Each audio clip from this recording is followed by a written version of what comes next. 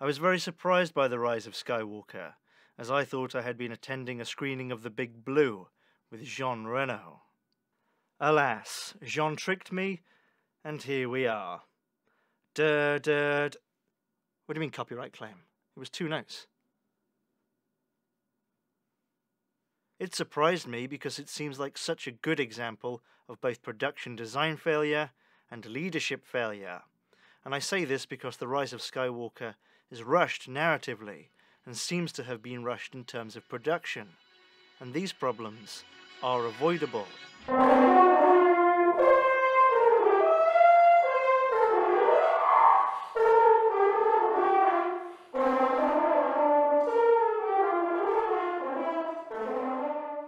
This film was always going to attract ire, no matter what it did. I'm not sure if it looked to the producers as if the Star Wars fanbase was opaquely fractured, with some sides more or less opposing each other on where they wanted the series to go, in a way where it was difficult to really identify how many people wanted what, but it certainly looked that way to me. What I'm going to do, I'm going to go as a fan, and I'm going to enjoy it, and I want to go, but I'm not going to promote it anymore. I'm not going to talk about it. That's mainly my own interest in Star Wars, as a film franchise with high expectations.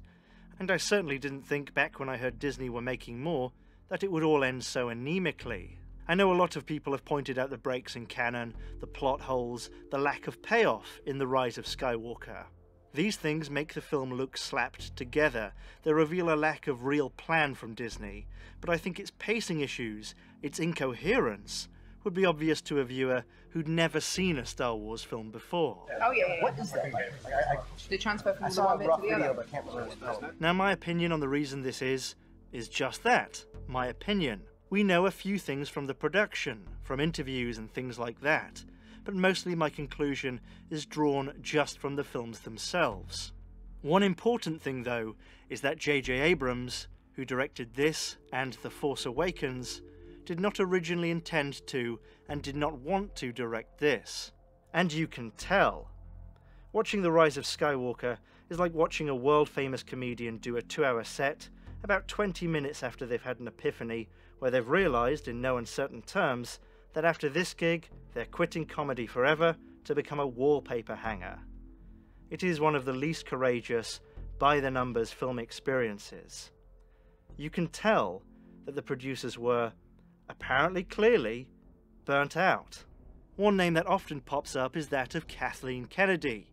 She's the Disney person, the Lucasfilm president, the producer of the latest incarnation of Star Wars, commander of the British Empire. Yes, really. She's often blamed for Star Wars not being any good, for many subjective reasons. She's also often seen, or at least portrayed, as the mastermind of the new franchise, or the closest thing to that, if there is one. However, both The Force Awakens and The Rise of Skywalker were produced by, among others, Kennedy and Abrams. Abrams' company, Bad Robot, co-produced these 2 films with Lucasfilm, aka Disney. It's a long process, but we always look for that core group to kind of arrive at solidarity in a decision.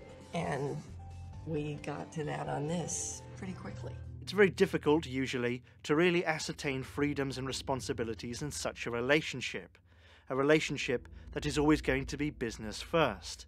But I think it is unfair to blame Kennedy alone for the franchise losing its narrative momentum. Abrams had some control at least. The extensive reshoots were undertaken at Bad Robot's HQ. But honestly, I don't think there's much point in divvying up the blame between these 2. When I call this a leadership failure, I'm looking at Disney. Not at its vassal, at Disney. Sort of reached out again and recognized what kind of affection there was for the Star Wars universe of characters. It made us very excited to know that we were going to bring it back, but that also caused us to feel understandable pressure. You see, what I think happened was that between The Force Awakens and now, both Abrams and Kennedy became very, very fatigued with Star Wars, and less confident in how to handle it, and the high expectations surrounding it. Some people said that The Force Awakens was too much of a retread, and I think that's when they began to lose their nerve. After The Force Awakens is when they really started to choke. The Last Jedi, the second film in the trilogy, made a lot of money, but it didn't make quite as much, about 65% of The Force Awakens, with a larger budget. It was also very vocally pushed back against by a section of Star Wars fans. A charge levied against The Rise of Skywalker is that it caved into these fans, and that it didn't continue the narrative path that was carved, for good or bad, by its predecessor, perhaps which in turn could be said to be guilty of the same thing. That's all a lot of pressure, and if nothing else, a lot of noise. I mean, look, this interview is from the beginning of December 2019. As Yoda would say, there's great responsibility that goes with doing this, and I think that we all take that seriously, so we took a lot of notes. Does that sound like a leader? This person was producing movies before the Iron Curtain fell. Why does she seem so nervous? Kennedy and Abrams were both in the fray. There's been a lot of negativity about Star Wars, about Kennedy especially.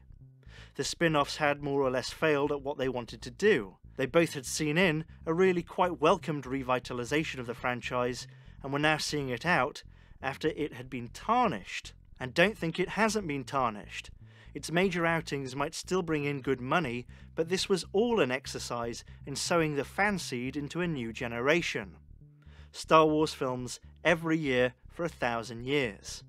That's not happening now. That's failure before completion. Abrams and Kennedy are both skilled, professional people. They're not stupid. They both know this. You can't be objective like that. I think most people would struggle to maintain clarity. I certainly don't think that you can write a good last act if someone else has written the second act in a way that's unexpected, taking the narrative on a detour, if you're not willing to follow that detour, and if you can't go back to the first act, because it won't make any sense now. No other product is designed like this, normally. Frodo doesn't end up in space because Tolkien changed his mind but decided to publish all the words anyway. You knew it was going to be a trilogy. Decide who the antagonist should be in the last film before making the first two. It's not hard. Kennedy produced Jurassic Park. Abrams has an extensive filmography as a producer and director. They know what they're doing, I thought, but there was clearly really no plan, or if there was, it apparently wasn't as important as the complete pacification of critical voices.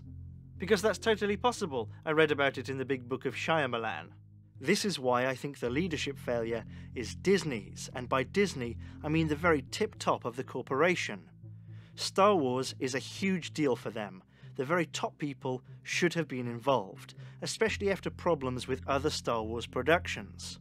When reshoots are only starting on the 30th of September for your massive movie that is being released in 10 weeks, you can only really wonder what was going on.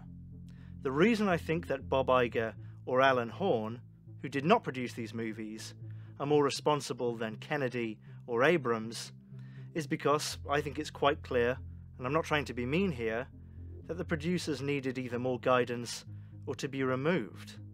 I can only conclude that Disney should have seen this.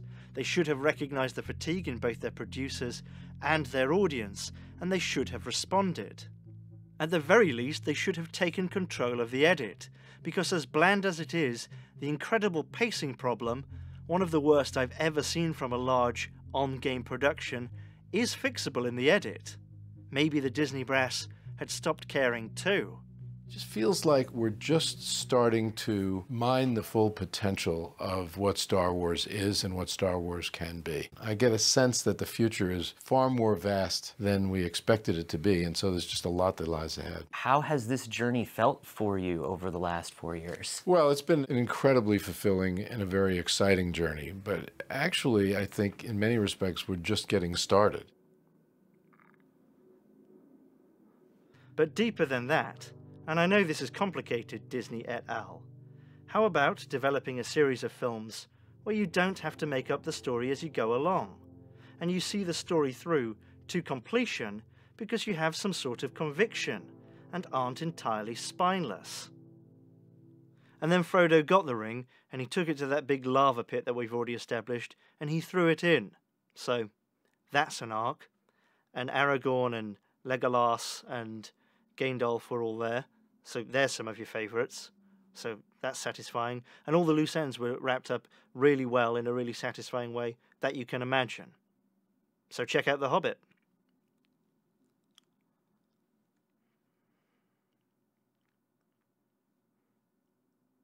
Still thinking about them beans?